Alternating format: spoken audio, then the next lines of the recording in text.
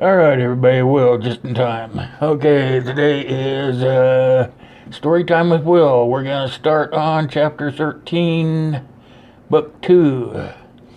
It begins with nerves began to settle onto Angela as the miles slowly passed, and she found herself hoping he would keep going all night.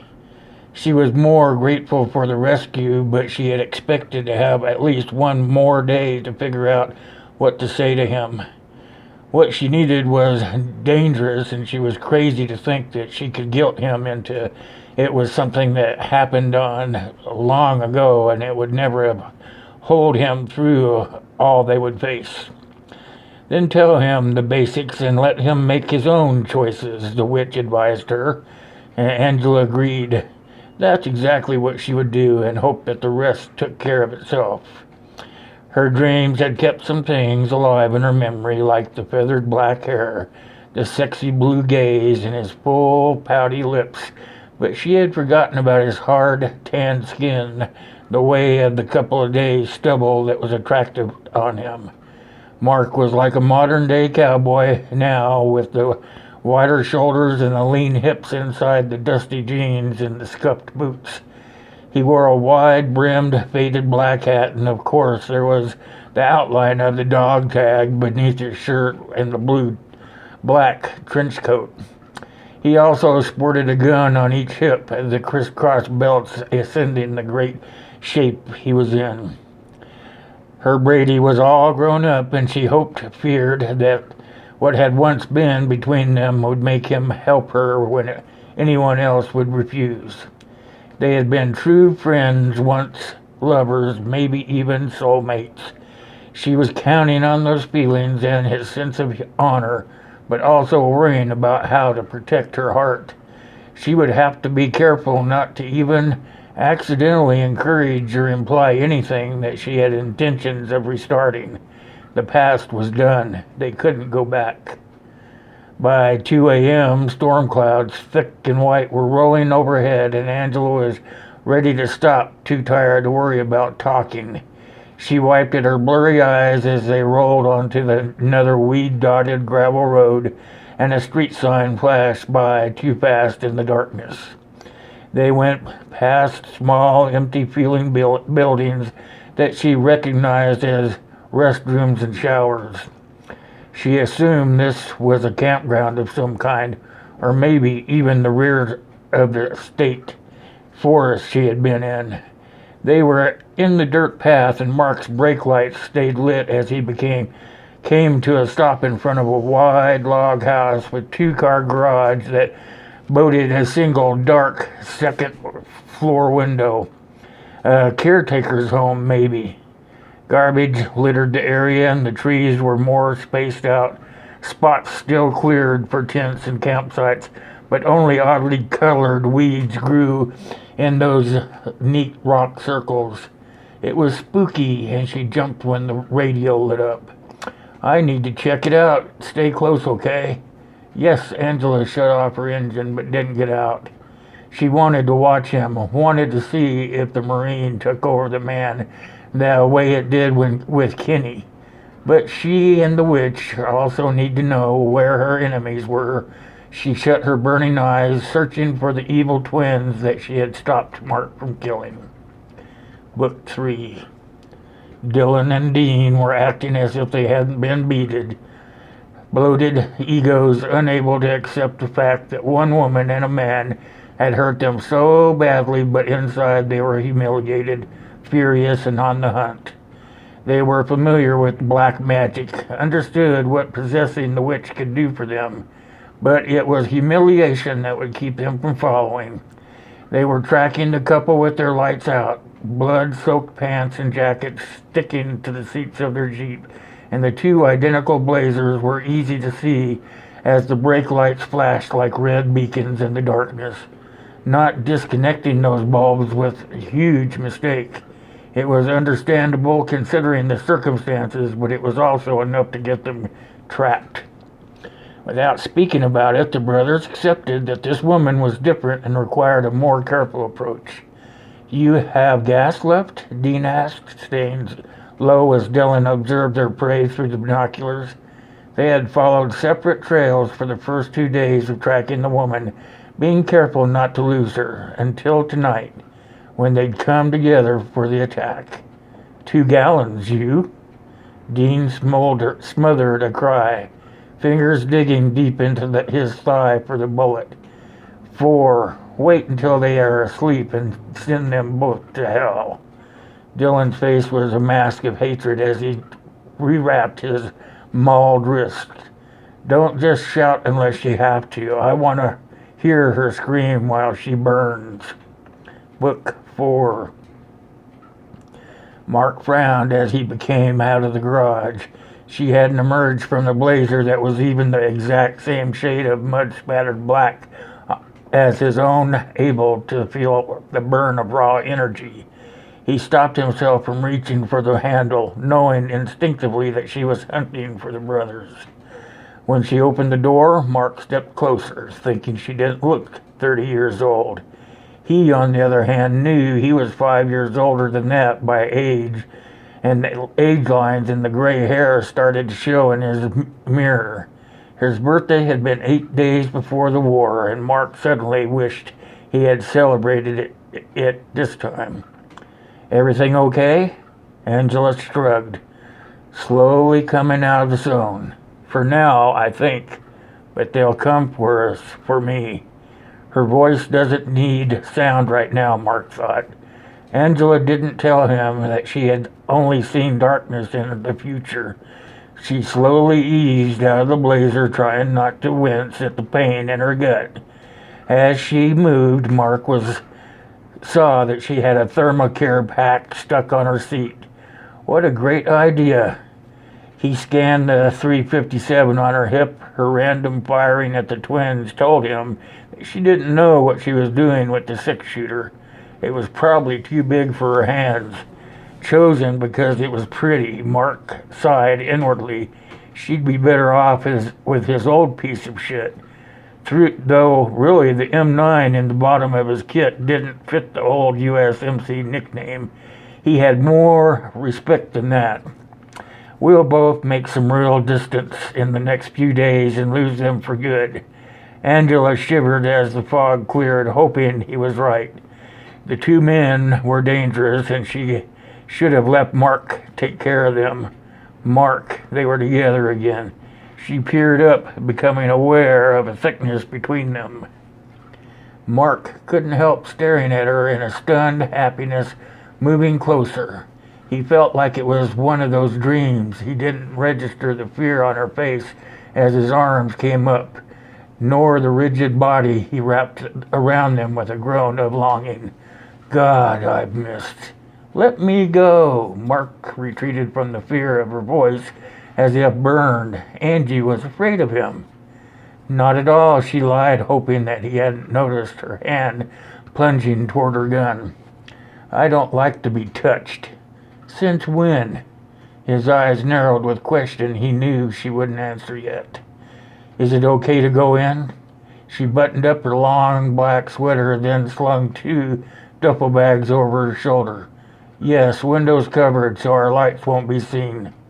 Angela hit her rear latch button and shut her door, not looking for the decaying bodies of 2 wounded thrushes near her tire, or the man she dreamed about almost nightly for years. During the day, she'd been careful to keep Kenny from picking up anything, but the dreams were hers and she'd use them to remember. Get what you need and I'll take it in. I've got it. Mark wasn't surprised that she'd refused and stepped by him. The waves of anger now coming up from her stiff form were hard to mistake. He went to get her own gear, stealing little glances, and he could feel her doing the same. When she stepped into the dark garage without hesitation, it surprised him.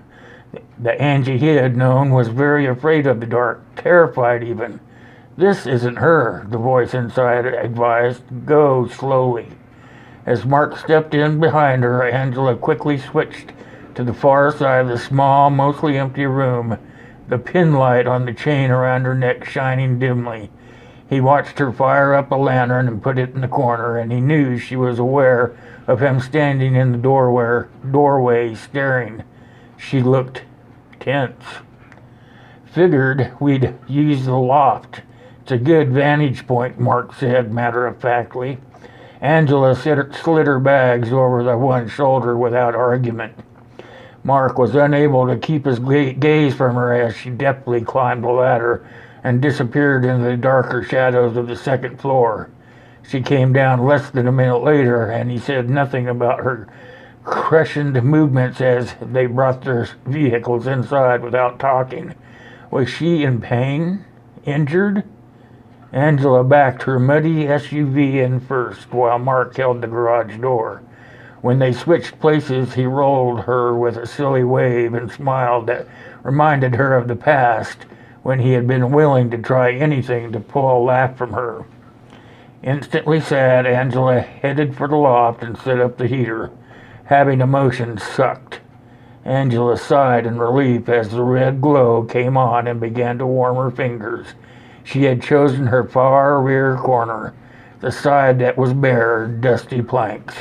She was making her bed as Mark came up the stairs. Knowing from her life with a Marine that he would have want to open the closest door, she unrolled her bag in the far corner, thinking one of them had to say something soon to cut the tension. It was awkward, sad. Once they had been so... Where did you find the heater? I kept finding the cylinders, but no actual base. His tone was impressed, and Angela tried unsuccessfully to pretend it wasn't relief filling her at the sound of another human voice. The basement of a Goodwill, it's great to have. Mark was studying her. She would feel him hunting for clues as to why she had called, and she began to set up the Coleman stove he had brought in. Still not sure how to begin the conversation. Outside, the rain fell heavily, drowning out the hard new world on the other side of their four walls. Mark had taken off the long leather coat, and she was drawn to his thick arms against her will as he dug out of his own bedroll. He did indeed put it between her and the ladder, and they both avoided the boxes, bags, tarp-covered bike frames, and the tall mirror layered in the thick dust that littered the other side of the wide room. There were a million things that she wanted to say. Where to start? Want some hot chocolate? That sounds good. She handled his stove with an ease that told him she knew what she was doing. Mark kept quiet, wishing that she would meet his stare for more than a second at a time. What was her problem? Was it so bad that she didn't want to think he would help her? The urge to ask questions was hard to resist, even for him, but he knew she was tired. He could read it on her pale face. If she had, she'd rather wait until morning to talk. He would agree, but had never been able to sleep. Angela lit the Coleman, a twin of the one sitting in the rear of the Blazer. When she'd seen him taking his inside, she had left her own packed and made her think about her vehicles. They hadn't just picked the same camping equipment. Of all the cars and trucks in the country, they had chosen the same one, even the right year and the make. Was that a coincidence? Can you use that gun on your hip? Angela increased the fire on the small pot of the water, thinking again that he was like a cowboy from the Old West with his silver crisscrossed gun belts and the matching ivory handle weapons. I can load it and pull the trigger. Does that count? She asked, dumping the pockets into the mugs. Mark noticed as she bagged the garbage instead of leaving it. Not really. You use it before tonight? No, I didn't want to attract attention.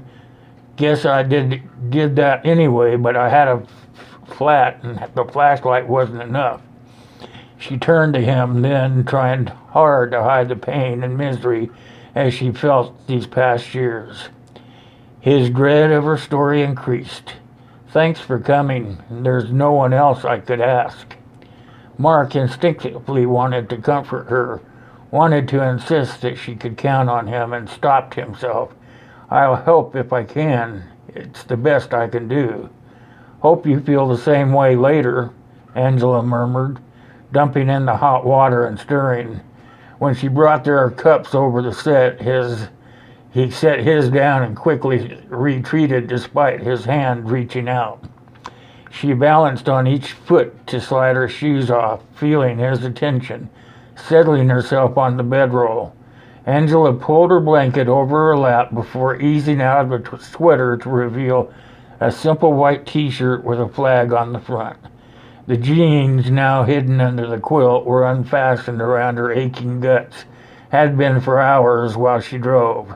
She had been pushing herself, and now she was paying for it. Lips tightening at the attempt to hide her pain, Mark also settled on the floor. He busied his hands with cleaning out one of the colts, but his attention stayed mostly on her and the small details that years of experience allowed him to see. There was a pretty small diamond ring on the chain around her slender neck, a claim of ownership that she obviously still felt, or she wouldn't be wearing it. She was thinner than he had thought she should be, probably only 120 pounds, and her nose was crooked, though that was barely noticeable. He also spotted the slight shadow of what was probably a nasty scar showing from underneath the edge of her wrinkled shirt. She looked scared, sick maybe, and instead of the guilt or anger he had expected her to use, Mark sensed only sadness and felt that the old concern rise up stronger. He wisely kept his mouth shut, though sure that anything he said would be met in scorned sarcasm. This was her show until he agreed, and he hadn't done that yet. Her eyes locked, began to melt the ice wall between them, and her fingers flinched away. There was joy and pain in that brief glance, and once again Mark admitted there was little she could ask for that he wouldn't give. Angela took a deep breath and then picked up another question to stall. "So are you really a Marine, or you just like to be a moving target?" Mark grinned a bit, surprised that she knew he was military and what branch. Most civilians didn't, and he wondered what had given him away. "Been doing it a long time. Saw no reason to change," he stated carefully, slowing his hands on the gun. This was obviously going to take a while. "What's your rank?" "I was a sergeant." She started at him curiously. "Why only an E5? He was surprised again by her knowledge, and he shrugged, starting to worry. Was her man military too? "I disobeyed a direct order too many times, lost rank." "When did you enlist?" She hated herself for being unable to stop the old Angela from asking, but couldn't deny the need to know. Mark snorted and noticed she jumped. She'd been attacked. She'd had every reason to be a little twitchy. "I didn't enlist," he replied with a heavy sarcasm. "It was either put in my time or go to prison for statutory rape. I've been a jarhead for 15 years. Her expression was guarded. 15 years, right after they were caught in her bedroom. "The first year was bad, but I learned not to draw a fire, and I made a life. I did, things that most people can't even imagine. Sounds like you've enjoyed it." "For the most part, yes. It was a good knowing that I was making a difference." Mark tried to get her to meet his eye. "What about you, Angie? Have you been okay?" The question was abrupt, and she lowered her eyes. It was a good day. There was good days and bad days. Simple. Mark studied the bags between her long, dark lashes, the broken, jagged fingernails, and the unhealthy color of her pale skin. "Too simple. More bad than good, right? Otherwise you wouldn't have called me." She nodded, but didn't give any details, and Mark felt guilt roll over him as if he was screaming. "I'm sorry. I made a mistake." Angela lit a smoke, and a flash of annoyance streaking across her mind. Did he regret loving her or not coming for her? I don't need your apology, just your help. I will if I can, he repeated. Tell me. She let out a deep sigh that told him he wouldn't like any of it, and as with the note he read between the words and missed a little. If I left some things out of the letter, important to you and me, but it's nothing my son needs to feel bad for. Mark waved a hand, understanding that what she wanted from him. This stays between us, my word. The wind gusted, moving things around outside, and she flinched again. Dog continued pacing in front of the door, noticing her tension. Mark assumed it was hard to miss. Angela inhaled and blew out a thick cloud of smoke. We've been living with a man named Kenny for the last 14 years. We met at the hospital where I gave birth. He was there for a rehab on his arm. I had talked my way into a job as a lab assistant running packages between floors to pay for my medical classes. He seemed normal enough, safe, dependable, and I ended up telling him everything one night on my break. She paused and sucked in a breath. He acted horrified that I was a single, underage mother on the run, living in a sleazy hotel, working 10-hour shifts, spending another 6 hours 4 days a week in classes. We're scandalized that I had to have a hotel manager's drunken sister and teenage daughter to babysit. And as the concerned Samaritan offered you a deal you couldn't refuse. She nodded again, and the hate in her depths left no doubt. He had been forced to leave her, and she had been hurt. Mark braced himself. What was the deal? She met his eyes with pain that she knew wasn't faked. Me? I had to accept him as my owner until my son is 19. 19? Angela crushed out her butt and opened a flat black case to pull out a thick, neatly rolled blunt. Outside, the wind howled in the warning, but neither of them noticed. He said the extra year was his bonus for being such a good citizen. He never let me forget he was caring for someone's bastard. Flurry-filled Mark, but he couldn't say anything in his own defense. After all, it was true. What you need for me? He couldn't help the defensiveness in his voice. Angela lit the weed, inhaled before answering. When she passed it, he noted how careful she was not to touch him at all. Help me get my son back. Clearly, I'm not cut out for that trek. So just for the trip? No, probably not. Kenny's also a Marine. My son is a cadet. They're together now in a weak western Utah, and Ken can be harsh when he doesn't get his way. His worry confirmed. Mark didn't respond. Busy running over that confrontation might be like she wanted him to challenge a fellow Marine. He could do it, but only for the right reasons. When he gets like that, I can't handle him alone. I need you to stay close once we find them. While we talk. Maybe we'll work things out. Mark heard a mixture of emotions in her words, but doubt that was the clearest. You don't think so? She took the smoldering blunt again and made sure they didn't touch, drawing a deeper frown from Mark. Where was his Angie?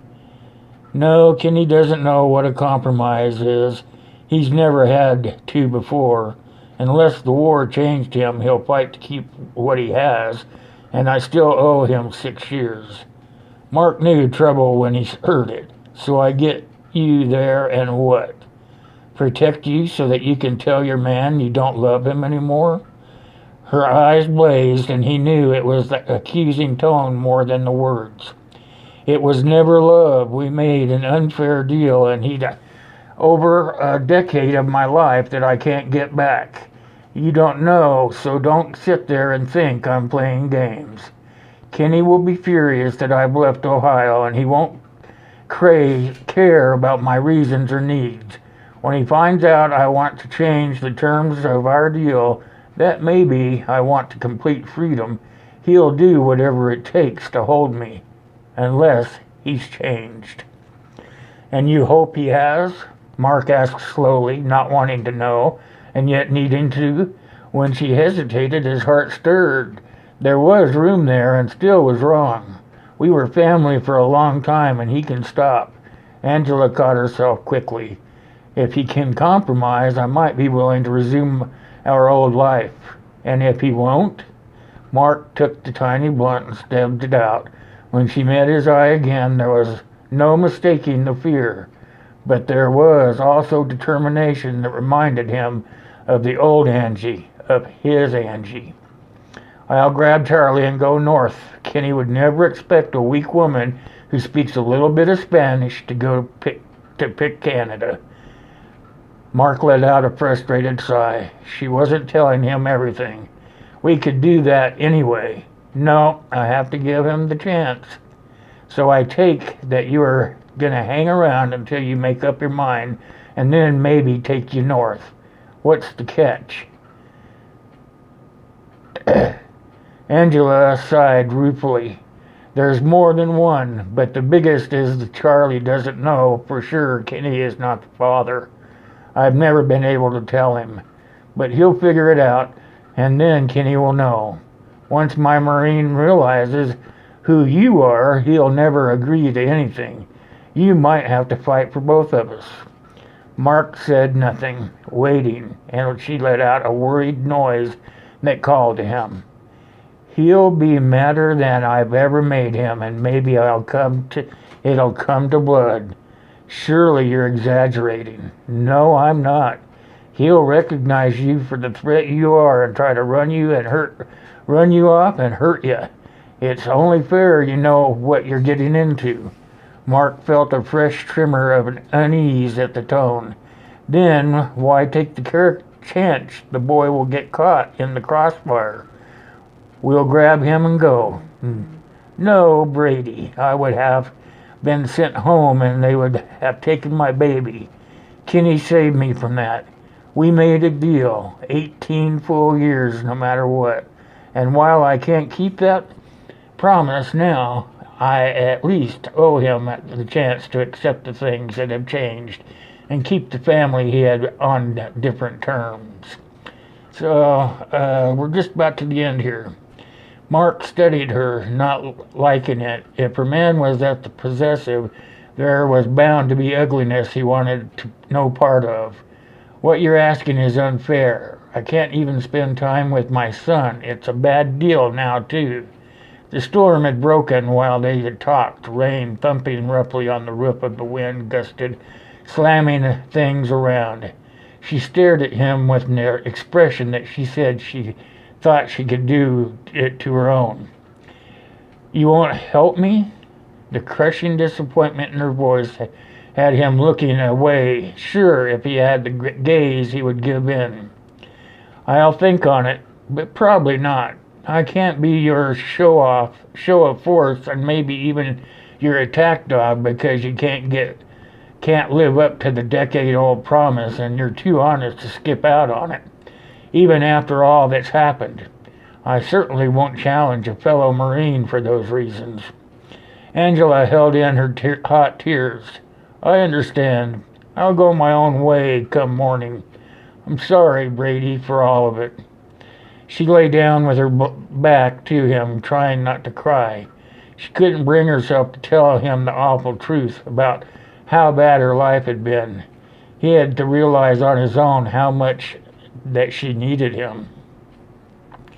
Mark wanted to talk more. He wanted to convince her that she didn't have to stay with a man that she didn't love, that even after all those years he still was waiting. But he also loathed the idea of being a Jody. No real Marine let himself become the guy who stole a fellow grunt's girl while they were away.